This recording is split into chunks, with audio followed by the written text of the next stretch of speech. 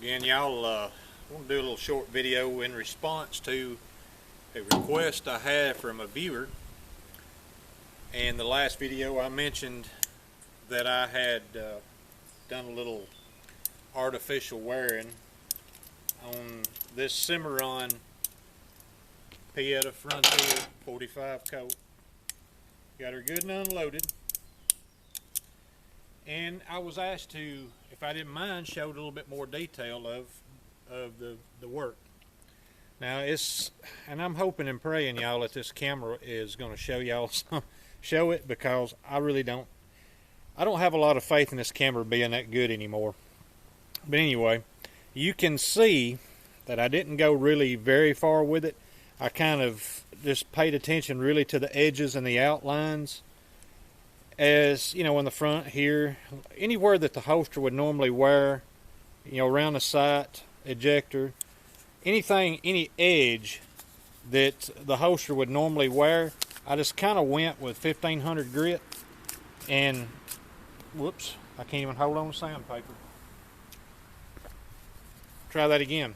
I kind of went with just kind of grabbing the edge, sanding, and I'm kind of putting emphasis out here on this finger right here toward the end.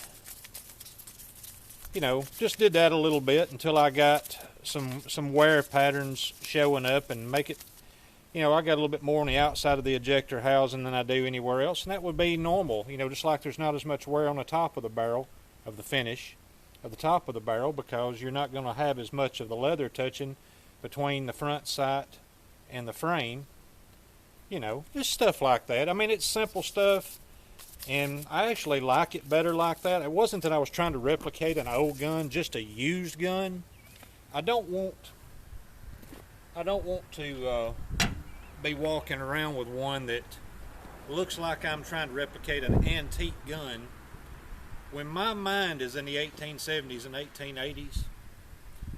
I don't want to walk around with a gun that looks like it's 140 years old, 150 years old, whatever. You know, you get the idea, 130, 140, 150.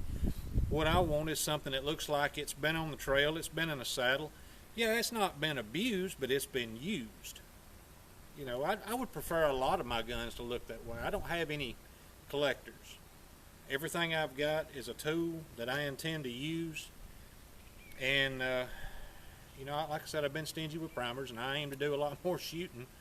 You know, once again, like I said, if the world's not ending as forecasted once again, maybe it will, maybe it won't. I'm not as concerned about that as I used to be. But I need to do a little bit more. I have refinished these grips too in the past. This is not the factory finish that came on this Cimarron Pieta.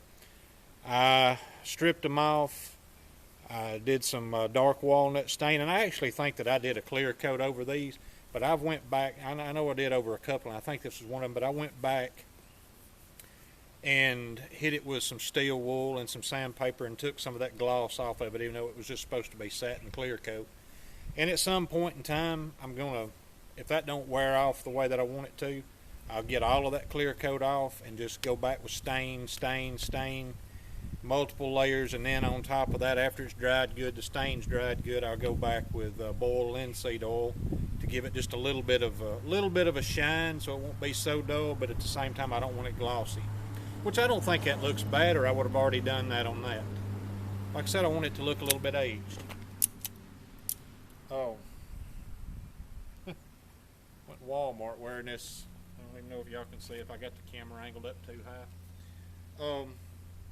While I'm doing or have done, I hope a little bit, maybe you got to see it, a viewer request, and there's a few others I aim to do. I was also asked to detail what I polish up or slick up on the inside of them. So the next time that I get inside of one of these guns and do that, I'm going to turn the camera on. But y'all, really honestly, the reason I haven't done it is because a lot of my close-up videos doing work and stuff, this camera literally is a Nikon Coolpix. It's an older model. It's the one I've made every one of my videos with, except for the oldest video on my channel right now is one of my sons riding a Kawasaki Takati 3-wheeler, and that was not made with this camera. But every gun video I've made with this has been with this camera, and it literally does say Corona Extra on the front of it because I want it drinking beer. In the boxes of Corona, when you got the 12-pack, they had a sweepstakes there for a few years. I won drink koozie, something else, and won this camera too, which at the time, was well over $100 camera. I said, hell yeah. And I had that sucker for 2 or 3 years taking pictures with it before I ever knew it would make a video. As soon as I discovered it would video, hey, YouTube channel, let's do that.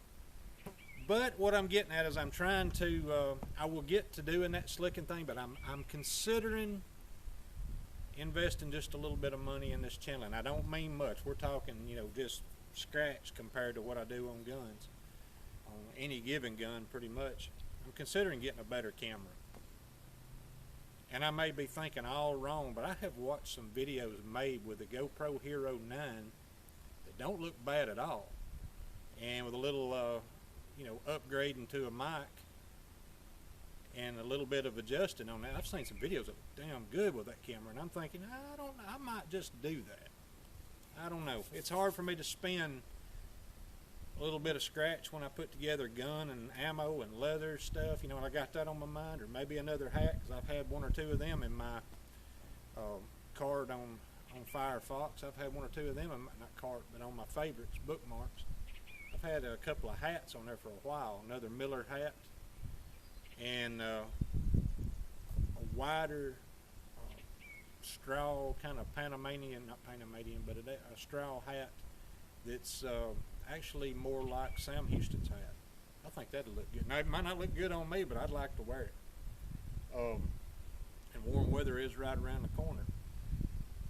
Another comment, let's see, questions, comments. I'm trying to think right off the top of my head about something quick. Maybe I can, answer a couple of people. You get negative comments too, and I'd like to respond to a negative comment. I saw where someone's complaining because I talk too slow. He must be from the South. He's talking too slow. Y'all, I watch some videos. I watch a lot of YouTube videos. And I'll stumble upon someone I've never seen, or, one of these big channels that's, heavily commercialized, and they're trying to make a living on being a YouTuber. And even if the topic is something I'm into, there's times I can't get more than just 30, 45 seconds into it. And I'd swear the sucker that's on there talking is either on crack, he's on meth, he's on something. He's hit speed, or you name one of them drugs.